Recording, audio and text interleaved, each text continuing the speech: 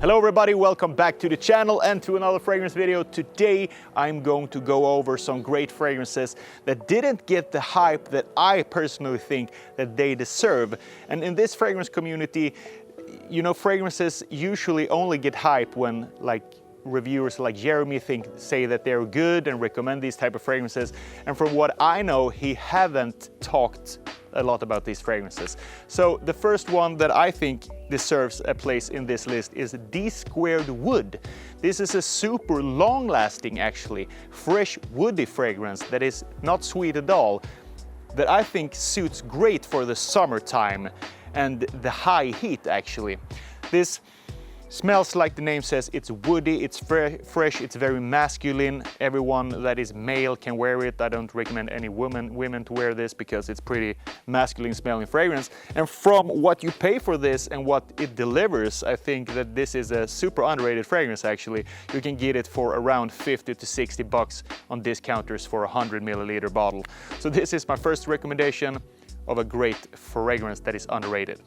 Next up is one of my personal favorites in the fragrance game, actually. A fragrance that is now, I think, 2 years old, and I recommended it, 2 years ago. This is Beau, and this is another fragrance that I don't think Jeremy have mentioned in his videos. At least he don't say he like it that much. I don't really know.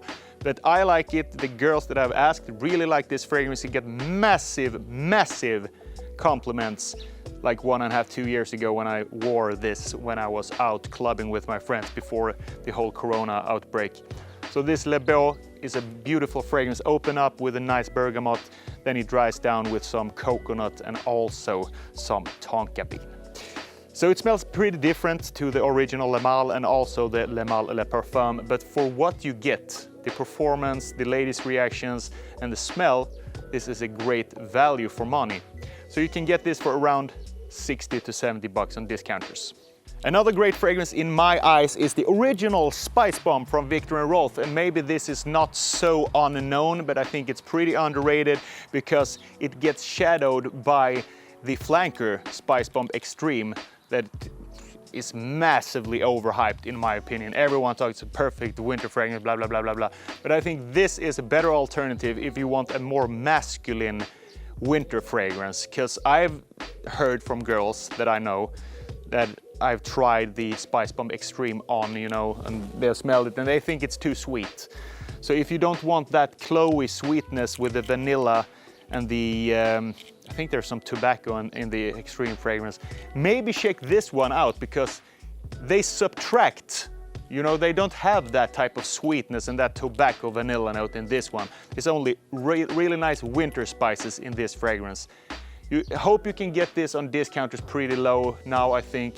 I bought this in a, what do you call it, a gift set. Then you get some shower gel and aftershave lotion and stuff like that.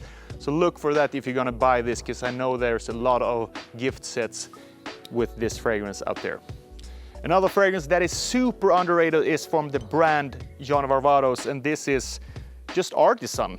It's a great smelling fragrance that smells like ginger and orange. I don't know if there's orange in this one, but it is one of the most citrus, lemonade-y and fresh fragrances that I've tried. But the downside to this one is, like all other fresh fragrances, it doesn't last that long. But because it is so underrated and underhyped, you will smell pretty different, I feel, with this one in the summertime.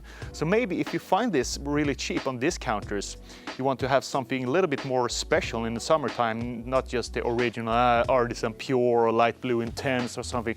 Why don't you go with this one instead? If you want to smell a little bit different than all your friends, because I know that your friends and maybe people in the fragrance community don't have like a thought of buying this. They don't have a clue what this is.